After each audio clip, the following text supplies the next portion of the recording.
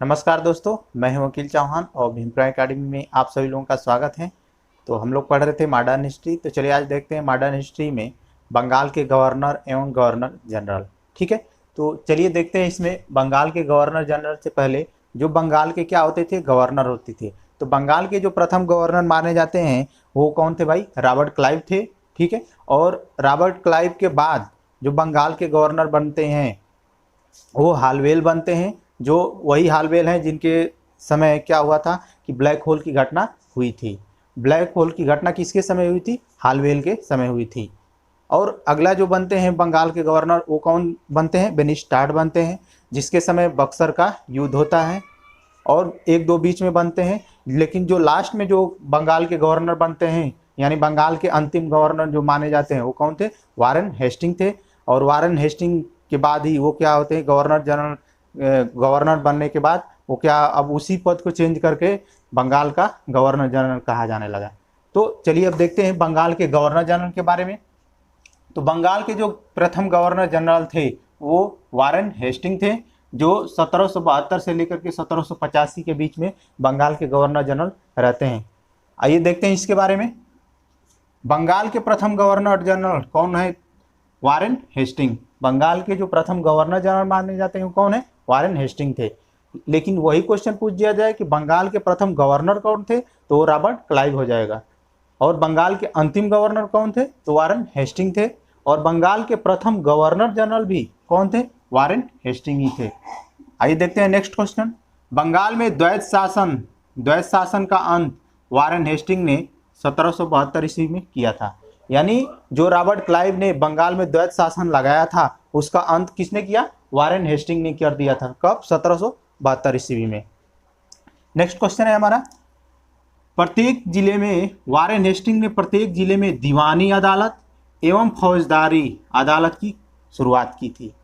यानी जो आज आप देख रहे हैं वर्तमान में देश में जो दीवानी अदालतें हैं चाहे फौजदारी अदालतें हैं, ये सब किसने शुरू किया था? वारेन हेस्टिंग ने किया था। तो उस समय क्या था? दीवानी अदालत वो होती है जो पैसे रुपए से संबंधित हो, यानी जो धन से संबंधित हो, उसको क्या कहते हैं? दीवानी अदालत। और जो फौजदारी अदालत होती है, जो मारपीट होता है, झगड़े झंझट होते हैं, उसका न्याय किस में होता है? फौजदारी अदालत में होता है।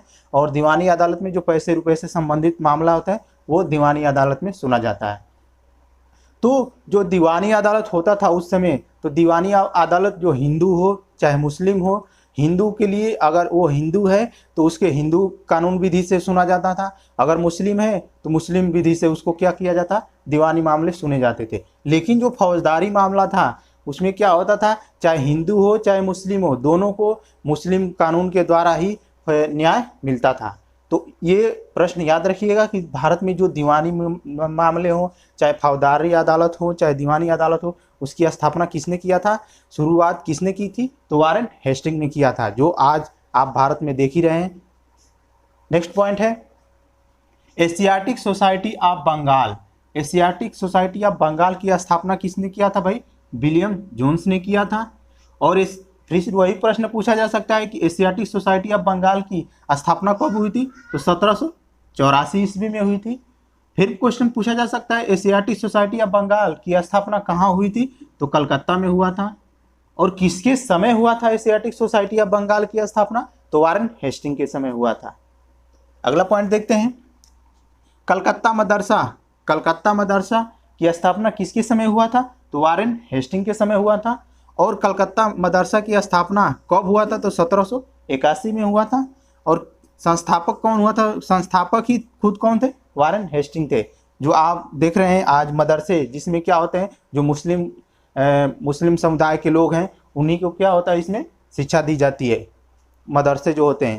तो उसकी स्थापना सबसे जो पहला मदरसा माना जाता है भारत में, कलकत्ता मदरसा ही है।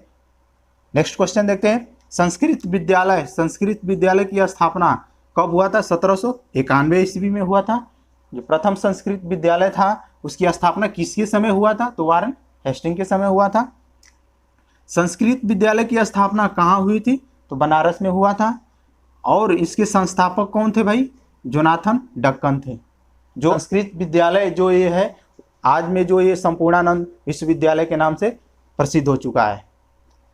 नेक्स्ट क्वेश्चन है हमारा, वारेन हेस्टिंग के समय ही गीता का पहली बार अंग्रेजी में अनुवाद किसने किया था? चार्ल्स विकिंसन ने किया था। बहुत ही महत्वपूर्ण प्रश्न है, याद रखिएगा इसको कि गीता का जो पहली बार अंग्रेजी में अनुवाद किसके समय हुआ था? तो वारेन हेस्टिंग के समय हुआ था। गीता का पहली बार अंग्रेजी में अनुवाद किसने किया था? तो चार्ल्स विकिंसन ने किया था।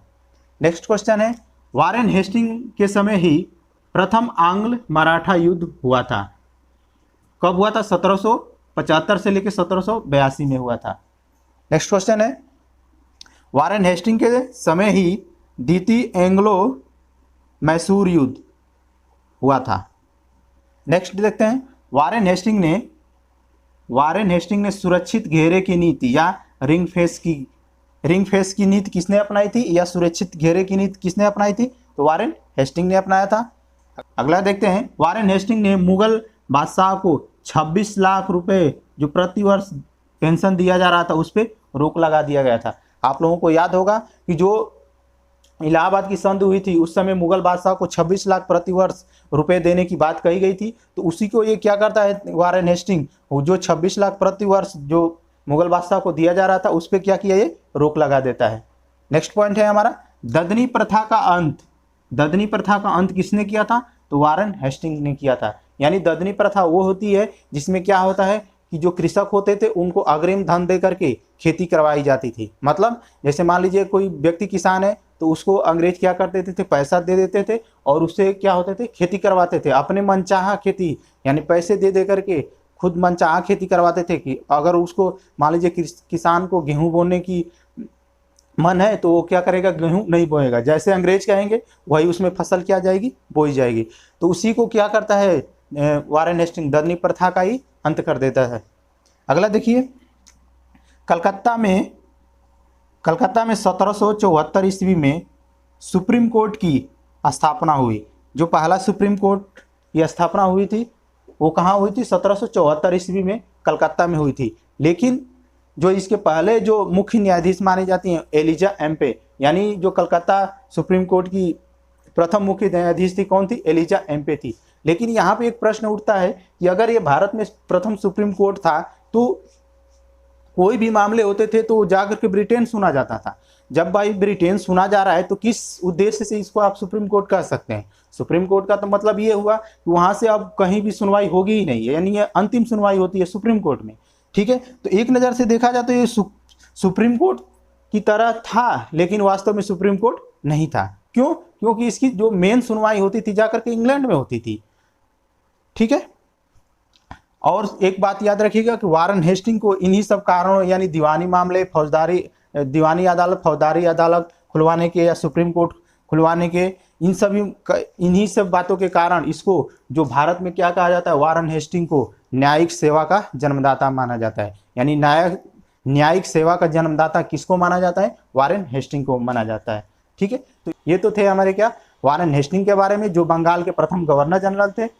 तो ये वीडियो कैसा लगा कमेंट करके ज़रूर बताइएगा और मिलते हैं नेक्स्ट वीडियो में। Thank you.